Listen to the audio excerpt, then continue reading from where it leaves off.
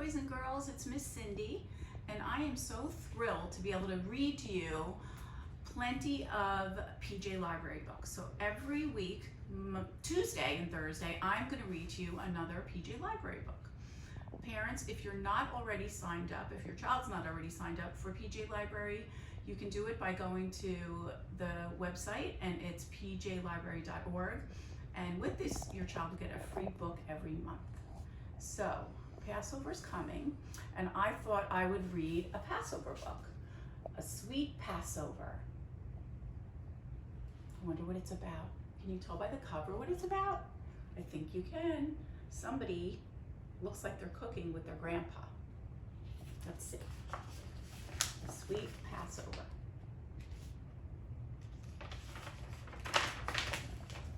Miriam loved celebrating Passover at Grandma and Grandpa's house. See, her family's going to Grandma and Grandpa's. Do you like celebrating with your grandparents or your cousins or your uncles and aunts? I bet you do. She loved pinning a piece of lace to her hair, just like Grandma did before she lit 2 tall candles and sang a special blessing to start off the Seder. She loved walking around the table with a towel draped over her arm while Mommy poured water from a white pitcher over everybody's hands. See? She joyfully sang the 4 questions in Hebrew and then listened as Grandpa read the answers from the Haggadah and told the story of the Jews' exodus from Egypt in his deep, booming voice.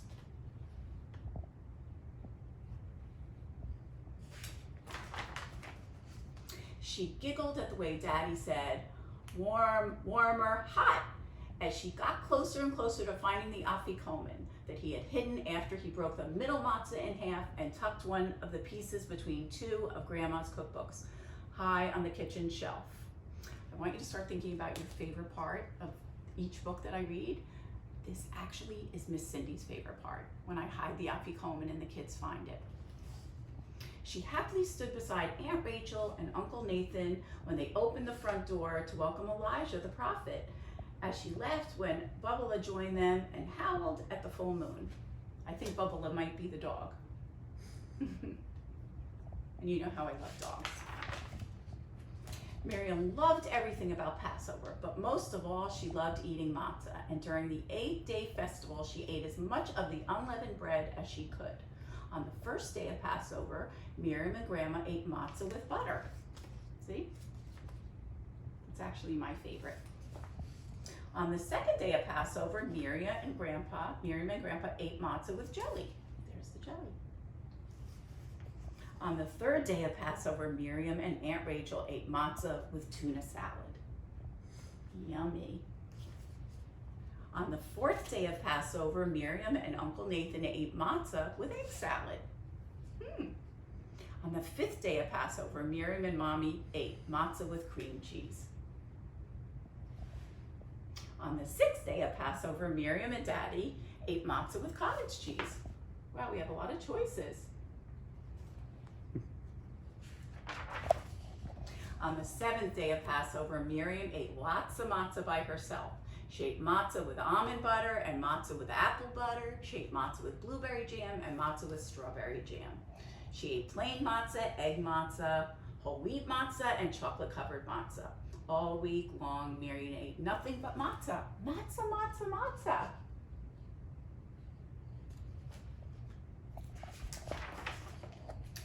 When she woke up on the last day of Passover, Miriam was sick, sick, sick of the matzah. All she wanted for breakfast was a thick slice of warm toast, or a soft chewy bagel, or a sweet cinnamon donut, or a freshly baked blueberry muffin. But Passover wasn't over until sundown, which meant that Miriam had to wait all day long before she could eat any of those things at all. Miriam, Grandpa called from downstairs, time for breakfast. Miriam groaned and pulled her blanket over her head. I think Miriam thought the breakfast was going to be, guess what, just matzah spread with something. I wonder what's going to happen. Miriam, Grandpa called again. I'm not hungry, Miriam called back. Are you sure, Grandpa said. I'm making French toast. I'm coming, Miriam jumped out of bed, dressed by herself, and ran downstairs. Could that be?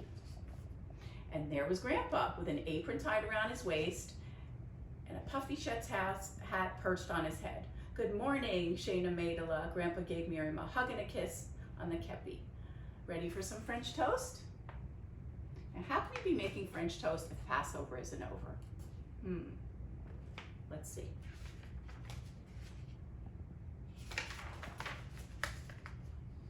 Miriam looked at the counter where Grandpa had placed eggs, milk, butter, and a frying pan. "Where's the bread?" she asked.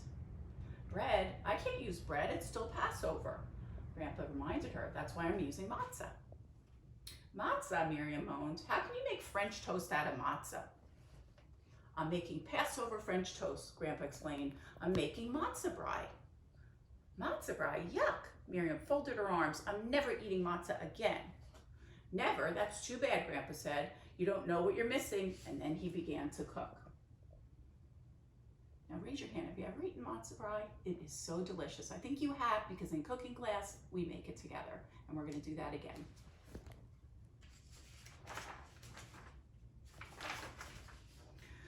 First, Grandpa crumbled up the matzah and soaked it in warm water. Next, he cracked some eggs into a bowl and a little milk and beat the mixture with a fork. Then he drained the matzah and poured the beaten eggs and the milk over it. And finally, Grandpa sliced butter into the great big frying pan. As soon as the butter began to sizzle, he poured the uncooked matzah brie into the pan. When it was brown at the edges, Grandpa slipped his hands into a pair of oven mitts, placed a large plate on top of the frying pan, and flipped the whole thing over. Ta-da!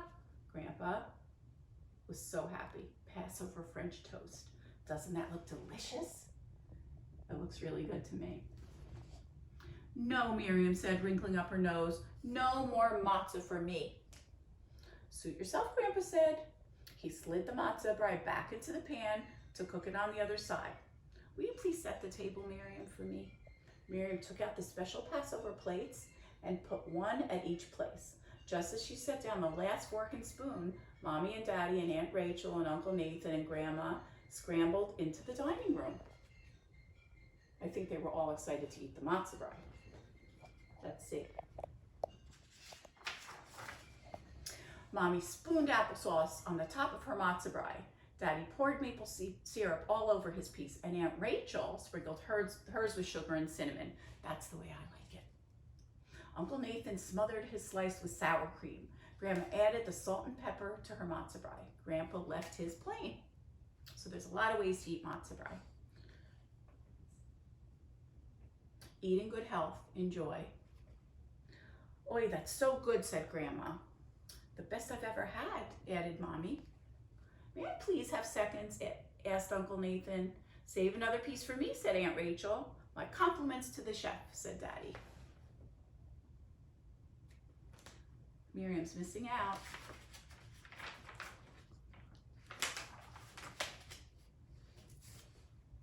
They were so busy eating, no one noticed that Miriam had nothing on her plate. Soon breakfast was over, and it was all quiet until Miriam's belly let out a long, loud rumble.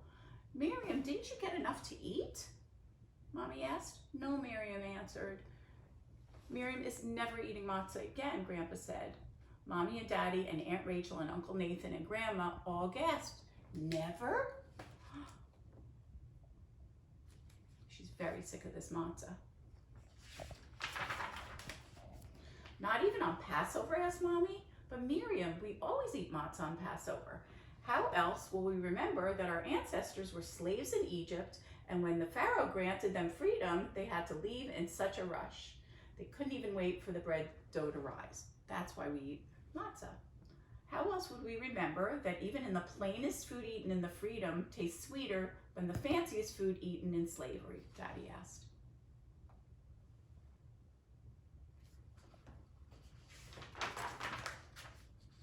"That's why we say, have a zissin Pesach," Grandma told Miriam. "Have a sweet Passover."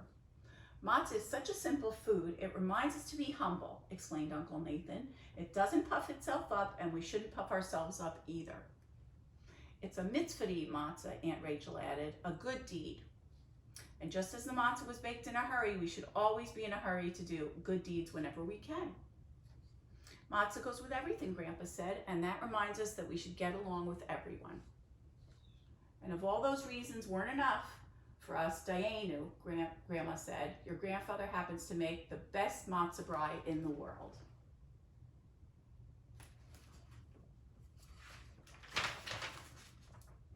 Miriam looked around the table at each member of her family and thought over what everyone had said, and she thought about it. Then she asked in her most humble voice, Grandpa, will you please make me matzah brie? I'm sorry, Miriam, said Grandpa, patting his big round belly. I'm so full I can't hardly cook. Please, Grandpa, said Miriam, pretty please with applesauce on top. No, said Grandpa, I'm not going to make you a matzah brie. Why not, asked Miriam. Let's see, why not? Because, said Grandpa, handing her an apron and a puffy chef hat, we're going to make matzah brie together. Miriam crumbled up the matzah and beat the eggs while Grandpa melted butter in a frying pan. Miriam poured the uncooked matzah brie into the pan and watched as Grandpa fried it up. When the matzah brie was ready, Grandpa set a great big piece in front of Miriam. Eat in good health. Enjoy. And Miriam did. So I want you to think about what your favorite part of the story is. I know what mine is. I like the fact that Miriam finally tastes the matzah brie and realizes she likes it. And they're cooking together. I like that also. So I'd like you to think about yours and draw a picture and post it on our Tauber Facebook with the hashtag NothingStopsTauber. I'll see you next time. I'll see you Thursday.